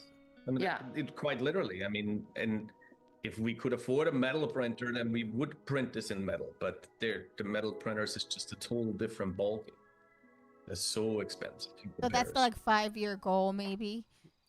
Is that like the future? It's $1 million goal, yeah. I mean, so one machine is literally $1 million. So there's some of them are a little bit cheaper, but for our size, the machine would be $1 million. Because you gotta get like a smelter and then melt the metal down into it's. Yeah, essentially it's basically powder. If you think of it, it's powder that gets heated that hot through laser, so it's like laser sintering, and it sinters it in a heated chamber, and then there's a little bit of a shrinkage factor that you also have to think of, and then there's your metal print. But it's not only the machine, and then the powder for it is basically just ground, depends, stainless or something, right?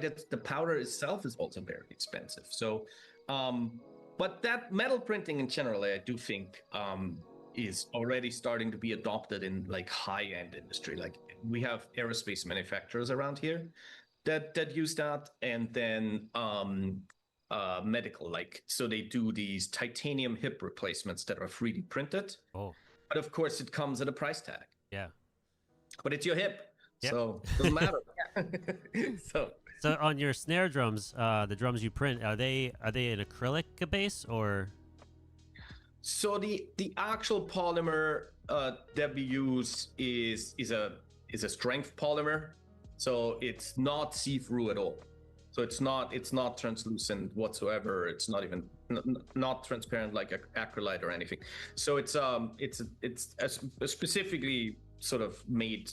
They call it a tough polymer, and so that's what we use for that. It's probably printed in maybe 10,000 or so layers, and gets laid down on top of each other one at a time, basically. Wow. But it's not, even though they look like they might be see-through or whatever, but it's not like acrylite at all. Yeah.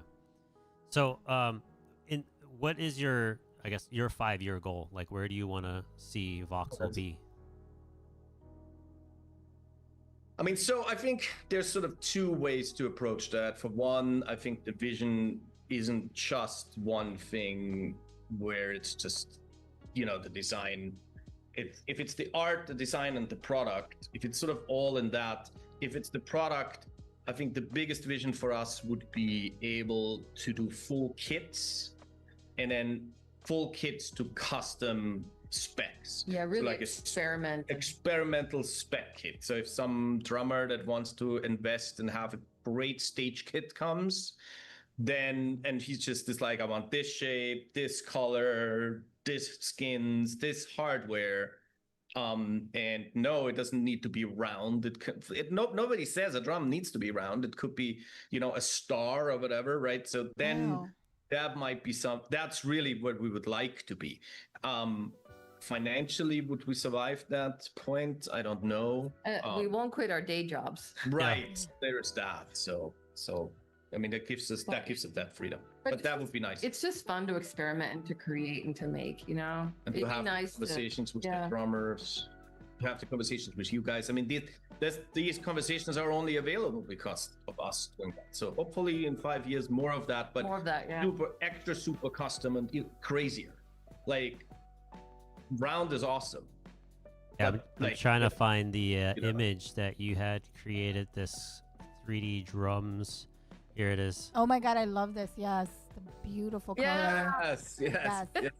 This is crazy looking. Yeah, this is Andrew from 0 Hour in Cincinnati. He came up, and the toms are all basically standard, but the kick drum, I mean, since we have to print it anyways, the kick drum in itself, and then the kick drum in itself, we just basically had it fully open. And so the sound of it's actually interesting. The sound of it in itself, when you hit it behind on the kit itself, it doesn't sound as great. But when you stand in front of it, you feel that wall of air. Because it sort of projects out in that shape, you can feel it. It's like crazy.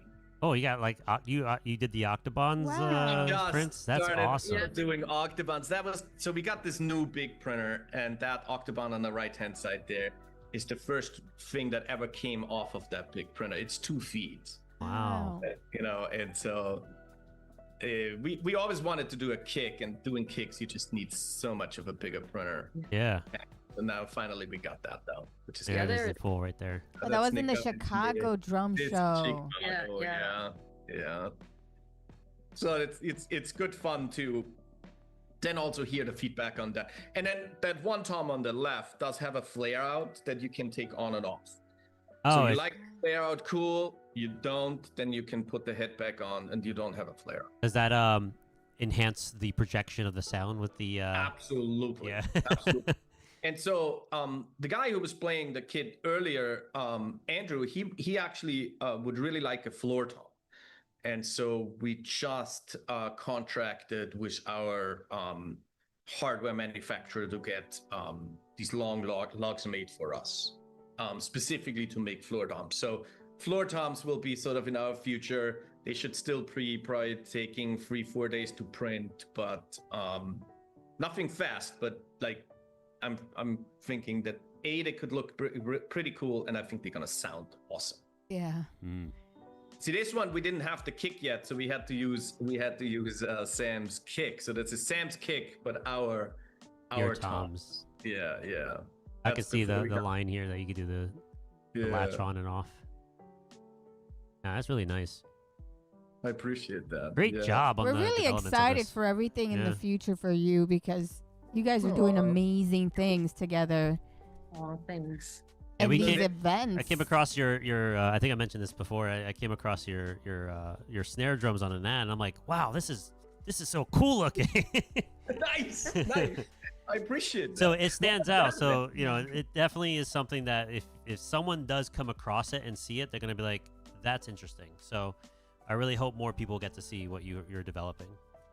Yeah, no, for sure. And this whole influencer marketing kind of game. I mean, you guys have been doing this for a minute, and like going viral isn't that simple. And so, I mean, it just takes time. It takes time and lots of conversations and lots of, trust also, where people are like, okay, this looks cool, and now I'm actually going to give you my hard-earned money for this. Yeah. Like that sort of barrier is still effective, and we just, the more we can basically convince people, sell people, the better. And what the nice thing is, since we do have time, the conversations, we can really like connect with people and talk to them and get a feel for how they play and give them what they want, Yes. From something that they really, really want. Yeah. And so the last conversation we just had, and we have never had done this before, but he wants an 8-inch snare. And so we made it. He just approved it. And so now we're going to try to print it, which that's going to be a longer print. That would be our first 8-inch. I actually have, honest to God, no idea how it would sound. 8 inches. What snare do you play? I have an 8-inch. Oh, do you? Okay. Yeah, it's like almost like a firecracker snare. Okay. And really? yeah, it's really tiny. I think I have it's a Tama. They discontinued it. 8-inch depth? No, diameter. Oh. No, this guy wants an 8-inch depth. Oh. Okay. Yeah, no, the depth on this one is, I would say, about, I don't know. I can't remember. Yeah. But right. But I have 3 different snares. The one I currently play on is a 14-inch Tama SLP, and it's like maple shell. Okay. And then I have that. And what's the depth on it? Honestly, I don't know. I'm very bad at like judging the depths or understanding the depths. Right. I know the diameter for the most part because I have to remember that for skins. So yeah. Right. But it's pretty standard, whatever the standard snare. 5 or 6 or something like that. Yeah. Nice. So yeah. So I have that, and then I have the steel. Also a Tama? It's Tama. Yeah, I use mostly Tama stuff. Nice. And then the steel is from the kit that I got. It's the Rockstar, the Tama Rockstar. Oh, nice. Okay, that has pretty cracking good sound. Yeah. Awesome. I love the sound of that. With the right skins and the right tuning and the right playing, you can make it sound like a $3,000 kit. Yeah. Oh no, absolutely. I mean, but do you prefer metal over wood? It depends on what I'm playing, right? I don't think of it as like I want to stick to this. Like, I love the way the warmth is on the wood, on the maple, but I love how much of a crack you can get from the steel drum. And then I also love acrylic kits because I like the aesthetic of it and the lighting that goes through it, because I can make that crazy, and and the tone of that is different too. So like it really depends on like what I'm playing and how I'm playing it to what type of music. With our music, it took a while for you to really like fall in love with the whole kit thing too. Yeah, and having that as a secondary type of sound, I have to dial in those tones as well. Because it's. But we love experimenting and opening, our palette of drums and the type of drums. All sounds. Yeah. Well, we were for one, we have drums, but we were also experimenting with like sort of these acrylite laser engraving onto them, and I think that would be cool. But they're kind of hard to handle. Do you like do you have an acrylite snare? No, I played on them, but I don't currently own anything that's right. Neither do I. I mean, the acrylites did not have when I grew up playing. Nobody wanted to play an acrylite. They did not, and now they have a total comeback. Yeah, people think it was like a tacky drum to have, right? Like it looks like people think it was cheap, but when Tama came out with theirs, and then DW came out with theirs, Sonar I think had one. Wow. Yeah. Like. Once they started really diving into that and making it known that, for instance, Dream Theater had an acrylic drum set that was almost like smoked, at one point. I think it was from their, I don't know, from Train of Thought tour, or maybe the one after that, but he had an acrylic kit at one point, and it sounded really good. Yeah. No, that's awesome. Yen, did you ever get into drums? Yeah, when I was about 16, I had a really crappy job all summer, and I needed a drummer really bad. And so my older brother is a drummer. I have a lot of drummers in my family. My older brother's a drummer, and my baby brother, I said, "You're gonna be my drummer." So I bought him a kit. It was a The same one. Tama Rockstar. Tama Rockstar. Really? And I got them. I saved up all my money. I remember it was not easy. And then I got them, a little kit. And then I was always into percussion, and I always loved drums and bass. So I was learning how to play the bass, but I went back there. I was like drumming because my brother was a drummer, and then he was learning. And then all my neighbors that I know when you're drumming, like you have a specific way of drumming. And I was really into drummers my whole entire life. And so, yeah, for me, it's a passion too. So it's no coincidence that I end up with drummers all the time. And yeah, so I do love percussion. And right now my thing is I got into like meditation and hand pans and drumming and incorporating it with the meditation music, because I was really into like the spirituality, the yoga, the meditation. And then I went back to rock, metal, and I'm into like Tool. I'm into like a lot of different types of elements, and so then when I see the combination of that, I see that being like percussion is always been in my blood. And I still like to get back there and like, try, but I've never become what he is. He is like a master at his craft. And I'm lucky that I have I'm lucky to have such a great drummer, but we've had a lot of amazing drummers on the podcast. Yeah. And now that we're diving into companies and kits and seeing all the fascinating companies and drums, I'm learning a lot. Yeah, we recently had the owner and I guess the designer as well for Kickblock. yeah, and I have one. And they have and it's to reduce the slide of the drum. So it was interesting to hear like his story and how he developed, what he got and the concept behind it. And Lars was a great one because he's an architect. Lars is an architect, and he created a drum frame using two different types of wood, birch and Venga. Oh, that's awesome. And it's based off of the golden spiral, the Fibonacci. Right, golden roof. Yeah. And then he has that crafted, and he's from Sweden. It's lightweight, and he's from Sweden. So it was interesting to hear these like background stories of. We met him in the UK, and he had a booth, and then we ended up inviting him to the podcast, and that was interesting, his story. So it's interesting to hear everyone's story, and along the way we make great friends and connections. Right? No, for sure. But since you mentioned the percussion, we did just start working on like a 3D printed ocean drum. Oh, I want one of those so bad. And so if we get that ready, I'll send one over for you to test it and give us your feedback. What? I would be. And you can also put them on the desk. Yes. And there's a mechanism that basically lets it travels by itself. Yeah. You can have it sort of sit and just have it roll. Yeah, this was my ask because I sometimes when I teach meditation class, I sometimes play the sound bowls and all that good stuff, and I have an ocean drum, but it's like I can't do both at the same time. Yeah. We make something where it's the ocean drum going, so I can play the other stuff. Yeah, right, but then you can take it off. You can take it off and play it yourself. Yeah. But that's true. That was your request, your idea for sure. Yeah, that's smart. Really pitched yet, but you gotta get something that does with the rain stick and just have it pivot side to side. Yes.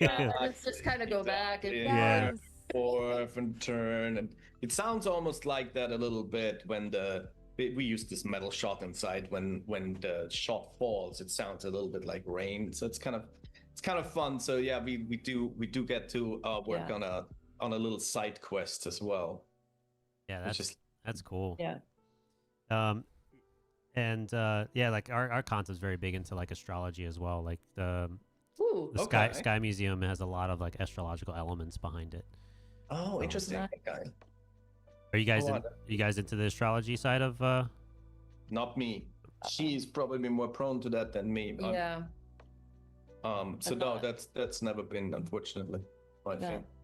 No. I'm not even into the yoga, and you're more into the yoga end than me. Yeah.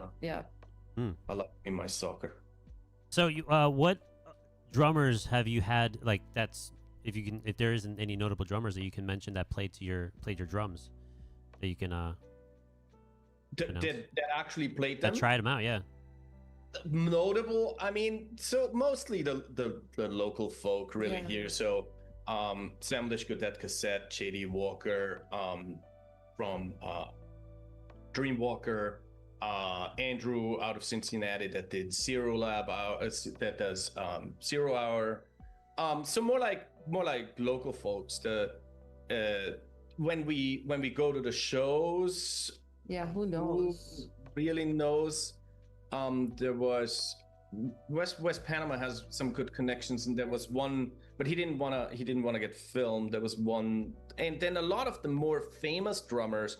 The other problem is, like, sort of say, if you do a Thomas Lang, who is also Austrian, they're all signed, so there's nothing that we can really give them. That so we're always looking for, and I guess that's a good segue into a call out. So that we are always looking for drummers that are in the influencer spectrum, that's like just before being signed, but not totally being signed, but was in a good following. If you want to ever try our snares, I gladly send one. You send it back, I gladly, convince you that way. And then Luna, we'll talk afterwards what you want. So we'll get something going here that is very much to your customization. Yeah. But so as far as that would be certainly a nice goal still, to get some people that are a little bit more established. We just started working with Rob from the Specimatics. Like that would be nice to have a little bit more. Is there anything that you'd like to mention about your company that we haven't touched on yet? Not necessarily. I mean, obviously give us a follow at Voxel Percussion. However, most importantly, what I would like to mention more than anything, if you think that you have a vision for a snare that cannot be done, please, by all means, just text us, email us, reach out. Because what is the worst case? We'll print for that, or a kit for that matter. We print it and it fails, and but I really would love to push the envelope with this as much as I humanly can. And so if there is any ideas out there where you always thought, oh my God, I would love to have that on stage, or that would look so good for my band, my gig, my section, my project, let us know. Because then we can make that happen. And the nice thing is we have to print them one at a time, one way or another. So for me, it doesn't really make that much of a difference if I print a logo or something, your band or your signature into it. I mean, getting a signature snare is not an easy thing. I mean, like nobody really will, unless you're super famous, you will not get a signature snare. But if you have a single one-off signature snare, for us, it's just as complicated as making one snare. Right. So that, I think that is the big advantage. Yeah. Our friend, it's Alpine, is in chat. He came in and he's from Germany, and he's very he's amazing. Innovative as well. He created a cowbell for me that's electronic. So he cut out the top of a cowbell, and then he put 3D printed a topper that with a sensor, and he wired the sensor in there. He's a brain too. He's awesome. Oh, that's awesome. That is awesome. So anyone that's tuning in now, we have Voxel Percussion with Markus and Margarita, who are both owners and designers of the drums and the snare drums and other amazing concept art that they put out there in different museums and whatnot. Voxel Percussion. Voxel Percussion. So check out their line, check out their drums. If you have any questions about their developing and design and also customizations, feel free to reach out to them on their website at voxelpercussion.com. Awesome. Thank you. One of the nerd questions from Alpine, he says, what printer do you use? I think we had, I don't know if we touched on that many. We have many. But the biggest new addition is the Orange Giga, an LEU Orange Giga. That's how it was the addition to the fleet. Yeah, that's how we were able to print the kick drum. Ah. How big is it? A meter, 800 millimeters, so 80 centimeters by meter. So that is 3 foot, 3 foot, 4 foot, something like that. It's big. You fit inside it. You can. Yeah. Wow. Yeah, 3D print around you if you want. Yes, you could. Oh, That's a big boy. Yeah. Alpine said. It is. it is. So what's the tallest structure you can make from that? Well, with this one, it's basically so it's a 1 meter, so it's 3.3 feet. The tallest we can go. But again, with a caveat, I mean, the bigger, the taller, the longer, right? Yeah. So it's More material. more material, and this is straight up filament, so that's not pellet. For the geek section. So have you been to Germany? Because you're from Austria, right? Well, so Austria and Germany are super close, right? Yeah. Where I grew up, when You just cross the river. right. So Yeah, when we would go play in the woods, I would just cross the river. I was in Germany. We would play we would just cross. I mean, Who needs a passport? I just walk across. Yes, basically. I mean, technically the borders were a little bit, but it was a river. Who's gonna come? And then plus you're like 8 years old or whatever. Nobody's gonna ask you. But yes, so I have even when we fly in, it's easier for us to fly in To Munich. and go to Salzburg. Oh, what's your favorite part? In Austria or in Germany? Both. Well, so the nice thing about Austria is that the landscape is insane, right? Gorgeous, The mountains, but you have to be into that, right? So you have the lakes. That's just amazing for literally maybe like 2.5-3 months a year, and then you better be skiing. And so as long as you're into that, then Austria and parts of Germany are amazing for that. So what are your dream destination places to visit and showcase your drums, whether it's an event, because I know, like I said, the UK, you went to Chicago, now you have one in Nashville. What's one of your dream spots to go and have an event? I mean, what are we doing? I would love to go to Japan and work on those nice. taiko drums. Yeah. Some crazy Japanese drumming. Yeah, some crazy type. Connect with those traditional artisanal drum makers. Yes, you can maybe do like a combo where you provide the shell, but they still put on the skins. Yeah, something like that actual animal skins in the old school way. Yeah. So you marry the old technology with the new technology.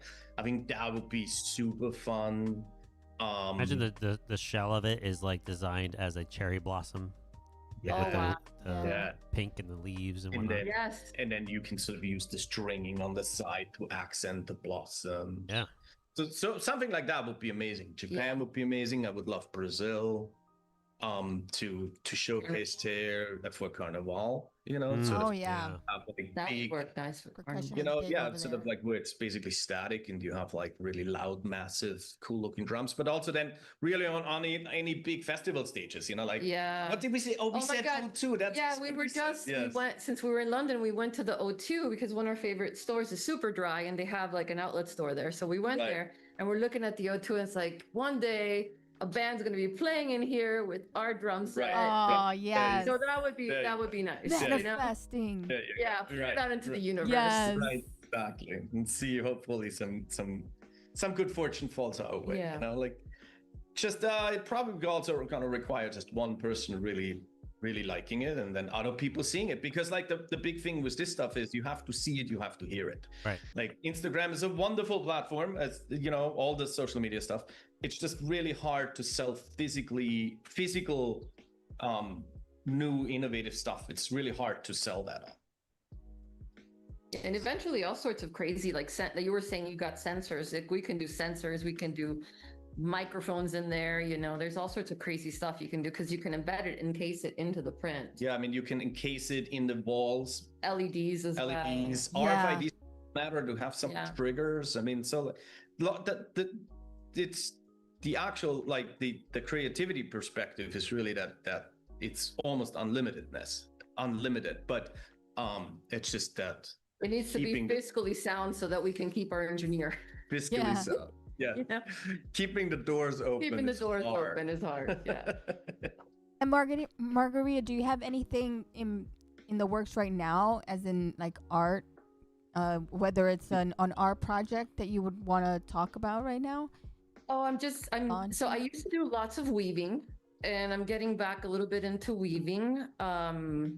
So I have this week I'm going to be training up in Cleveland at Praxis Fiber workshop with one of their computer controlled looms, the TC2, I believe, from it's a loom out of Norway. Yeah. My name Vibeke came up with it. It's amazing.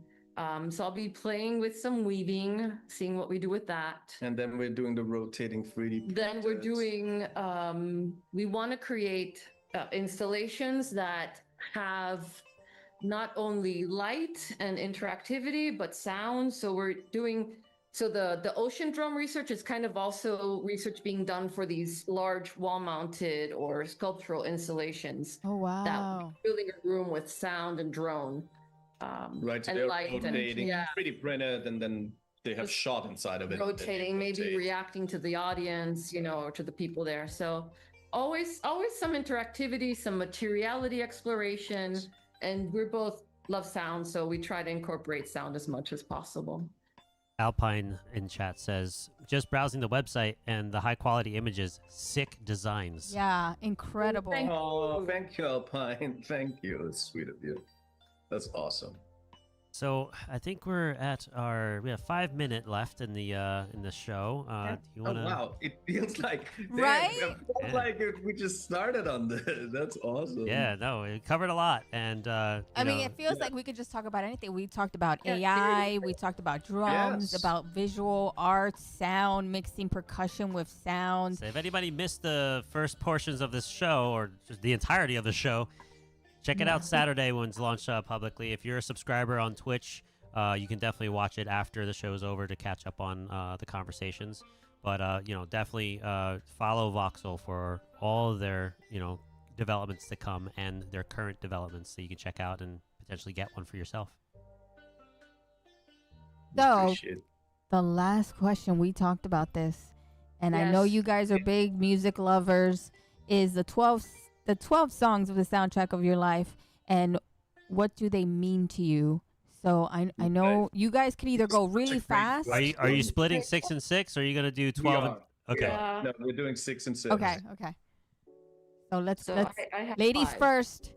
Ladies first. So 9 Inch Nails, I grew up with them. I absolutely adore them. And their drummer, I can't remember what his name. He looks like Animal playing on stage. The new one is, he's amazing. Yes. So I'd have to go with Hurt because it was one of, such a nice song. I do Closer, but it's not as, deep. Yeah. But Hurt was just such a beautiful song. And in Cleveland too, I think. Yeah, I think it was maybe. Maybe not. I don't remember the year. Yeah, the year. But yeah, I'd say that's my first one, and I'll let you go. My first one? Yeah, your first one. My first one is Wipeout because that's what the first song that I had to learn on the drums. Nice. That was like my very first sort of move into drumming. My stuff is all old. So another one that I remember off the top of my head was Tracy Bonham's Mother. Because I was in high school at the time, and it's just such a cooler song. Nice. Mother. Trying to find, Right? Exactly. Finding your identity as a teenager. So that was everything's fine. Exactly. It is a very powerful song, actually. Yeah. Well, then I'm also sort of going into the more like influencing things. So there was this band called Helmet. I don't know if you guys remember. Yes. Yeah, everyone knows Helmet. So Helmet, but Helmet, everyone knows Helmet that are maybe a little older. Okay. All the cool kids. Unless you were introduced to them by someone that was older. So. Yes. And there was one song called The Silver Hawaiian, which was always it's just a tiny little song that's sort of a segue. And The Silver Hawaiian is just such a beautiful, beautiful song. And I love it's about 1:20, but I love listening to that. So next one.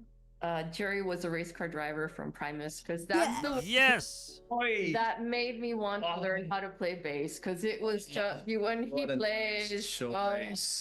It's amazing. Yes, it's funny.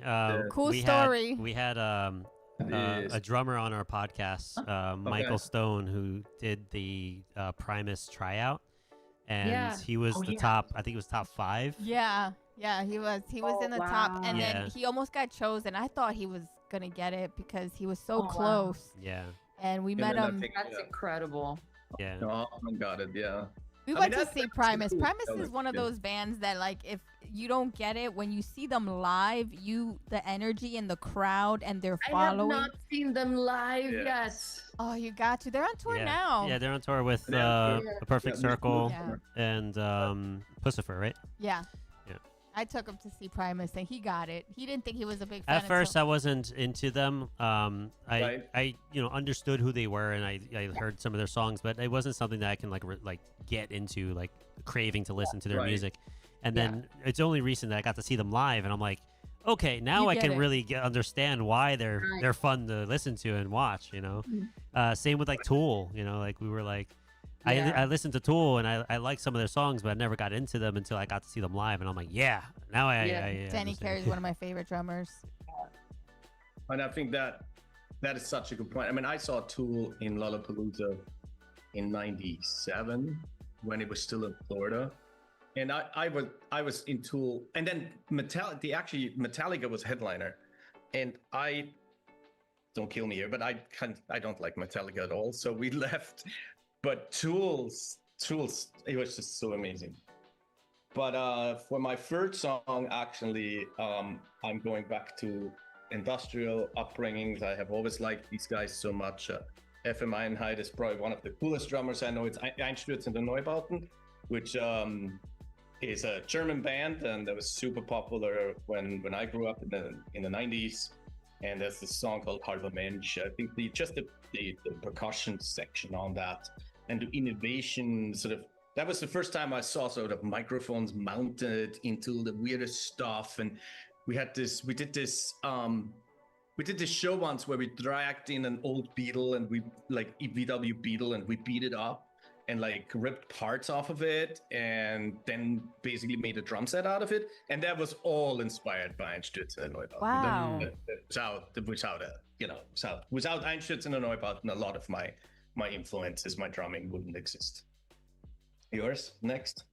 The Cure, Just Like Heaven. Smart. Oh, nice. My love for The Cure. Offset the German industrialist. But that same year, I saw, so it was like 1989. I saw The Cure and Einstürzende Neubauten. And then Mudhoney was a big influence on me when I was young. And I actually saw a whole opening for Mudhoney in London. Wow. I'm a big grunge fan, so. Yes. So I love all those grunge bands. Yeah. What's next? Cake, Comfort Eagle. Oh, smart. Oh, Cake. I love Cake. Their lyrics are so amazing. That one, speaking, it just kind of is a fun one. That's a real good one. Me and Margarita have like the same similar taste in playlists. Oh, really? You love yes, Cake? everything she's saying, I'm like, yes, I love that song too. That's awesome. That is awesome. So your fifth one? Oh, fifth? We're on fifth. Yeah. Well, my other there's this band called Sofa Surfers, and Sofa Surfers is the guitarist I used to play with, and they have been a huge influence on me. And so there's an album called Sofa Surfers, and that was one of my biggest influences growing up. When I left Austria anyway. And I guess for my last one, I'm gonna choose Led Zeppelin "Immigrant Song" because classic. Remember when I first got my driver's license, just putting on the Led Zeppelin and just driving in Miami, to the beach. It was a good time. Very nostalgic. Perfect driving song too. Yes. Yeah. That is true. And then for my last song, I'm gonna just do shout outs to all these new amazing bands that are out there. Dead Cassette, 0 Hour. I love Pale Strangers, Rocks Ferry, Atticus Chimp. So shout out to all the innovation that is still coming up every day. Nice. That's Love a good it. one. Those are all amazing songs and bands. I gotta check out those new bands you're just telling me about. I gotta check them out. Yes, please do, because they're all awesome. So I gotta say, you guys are incredible, an incredible team, couple. I could totally see us hanging out and having more conversations and brainstorming and just having a good time and a good conversation. It was such a fun time just getting to know you both. Yeah, it was wonderful. Yeah. I mean, what a wonderful time. I can't believe it's been 2 hours, actually. Yeah. It feels like it was just like nice little evening, you know. It's wonderful. I'm sure we can go longer too. So. Well, you guys are always welcome. If you ever come to New York City, you already know who to hang out with. Definitely. If you ever this unfortunate to have to come to Ohio, let us know. Oh, we'll meet up in an event, you know, where you guys are at. Exactly. We would love to see you and meet you in person. And maybe Nam. Maybe Nam. Yes, Nam would be actually super cool. Yes, that would be really, really cool. So, all right, everyone, thanks for tuning in, watching, hanging out with us, getting to know Markus and Margarita and their companies, Voxel Percussion and benitez and Vogl. Yes. Benitez Vogl.